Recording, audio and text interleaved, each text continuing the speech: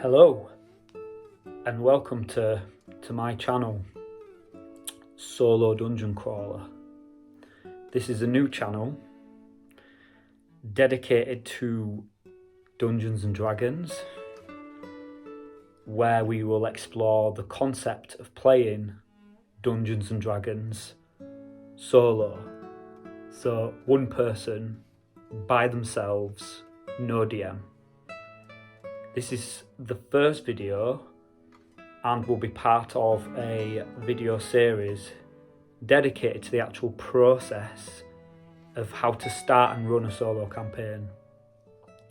This will be a campaign that does not involve a DM, but instead will build a system that emulates the role of the DM to allow a single person to play a satisfactory D&D campaign completely and utterly by themselves.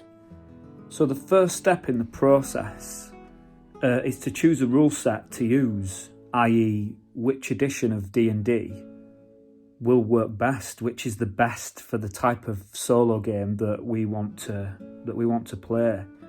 There are many editions of D&D, ranging from the original rules that were written by Gary Gygax and Dave Arneson to the latest 5th edition published by Wizards of the Coast. But I've actually chosen what is known as Basic D&D, which released a version, because there is a few versions, but there was a version released in 1983 that was written by a guy called Frank Mentzer. I'll provide a link in the description to the PDF versions of these rules. They're available through the Dungeon Masters Guild, so I'll put a link in the description so you can find the rules for the version that I'm going to use in this video series.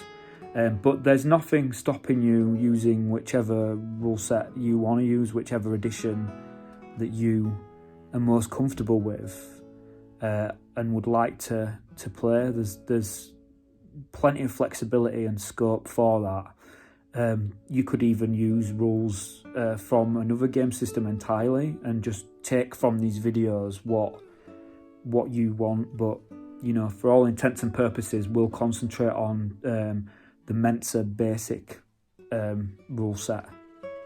So for a bit of background into Basic D&D, the first set, usually referred to as Holmes Basic, wasn't a standalone rule set, but was actually used to sort of tidy up the original D&D rulebooks, i.e. Men and Magic, Monsters and Treasure, and Underworld and Wilderness Adventures. But this rule set only covered rules for the first 3 levels of play to kind of simplify it and make it easier for a new player. And its main aim, I think, was to kind of act as a sort of bridge into AD&D, Advanced Dungeons and Dragons, which was a lot more rules heavy, and so Basic D&D in its original form was just kind of a way of tidying up the original rule set and giving people a bridge to get them from the original rules into what is classically known as first edition, which is was originally known as Advanced Dungeons and Dragons. So following this came what is known as Moldve Basic, and that set was the first standalone Basic D&D rule set, and that was also just for the first 3 levels. And that was designed to be followed up by the Expert set, which contained rules for the higher level characters. Finally, there was the Mentzer D&D rulebooks, which were released across 5 sets and were later consolidated into what is known as the D&D Rules Cyclopedia. So we'll be using the Mentzer rules, and as previously stated, I've provided a link to the PDF the PDF version of the player's manual and the DM's rules that are available on the Dungeon Masters Guild. So the link to them is going to be in the description.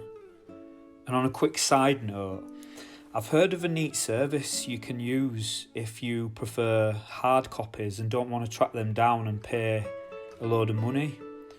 And this is a print-on-demand service, which I think the DM's Guild may offer. So if anyone knows anything about this, then, you know, feel free just to put a little something in the comment with some more info. Just whack it in a comment, and I'll link that in the description as well for anybody that wants to do that. So I'm going to provide a bit of justification now as to why I've chosen this rule set, the basic rule set. So reason number one is that it was the final iteration of the basic D&D, the Mentzer rules. The second reason, it was written with a goal to make the game even easier to learn. The third reason is that solo adventures were actually published for the basic companion master and expert sets that were put together by Frank Mentzer. And the fourth reason is one of the main tools we'll use for our solo system was written for OD&D, which is it's closely related to the basic rule set. So it will tie in nicely, it will make sense. I'll tell you more about that, about this tool in this video. So now we've chosen a rule set. The next thing we need is a system of rules to handle the role of the Dungeon Master, so that a satisfying game of D&D can be played solo. The system I'm going to impart to you in this video series is going to be slowly built up and developed over time until we've got a consistent and cohesive system put in place, and that has a good level of detail and complexity.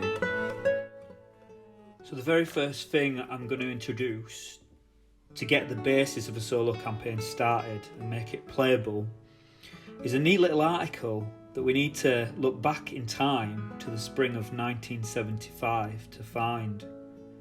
We'll discover from this article that solo D&D has been around since the very beginning. So the Strategic Review magazine was released in the spring of 1975, and Gary Gygax wrote an article in it. And at the beginning of the magazine, it explains that the Strategic Review is a newsletter produced by Tactical Studies Rules, TSR, as we all know, which will quite naturally be used to carry advertisements for all TSR's product line. However, it will do a lot more than that. And one of the things that it actually does is, in the very first issue, Gary Gygax wrote an article called Solo Dungeon Adventures, and this was a special first issue feature. It was written by Gary Gygax with special thanks to George A. Lord preliminarily for the testing he did on it, and Robert Kuntz and Ernest Gygax. And he introduces the article by saying, although it has been possible for enthusiasts to play solo games of Dungeons & Dragons by means of wilderness adventures, there has been no uniform method of dungeon exploring for the campaign referee has heretofore been required to design dungeon levels. Through the following series of tables and considerable dice rolling, it is now possible to adventure alone through endless series of dungeon mazes. So there you go. We have like an actual method to use to create random dungeons, and this was first published in the spring of 1975. So my intention is to use this article as the basis for the type of solo play I will outline in this video series. I might also use the dungeons generated in a group game, as one great thing about D&D is anything can be repurposed. And as Gary Gygax stated himself in the article, save what you develop. And he goes on to say, the levels developed in this manner can can often be used in multiplayer games. A PDF copy of the first issue of the Strategic Review containing the Solo Dungeon Adventures article written by Gary Gygax can be downloaded from an archive, and I've linked it in the description. So we have our rule set. We have a means to generate random dungeons. Next, let's talk about stationery.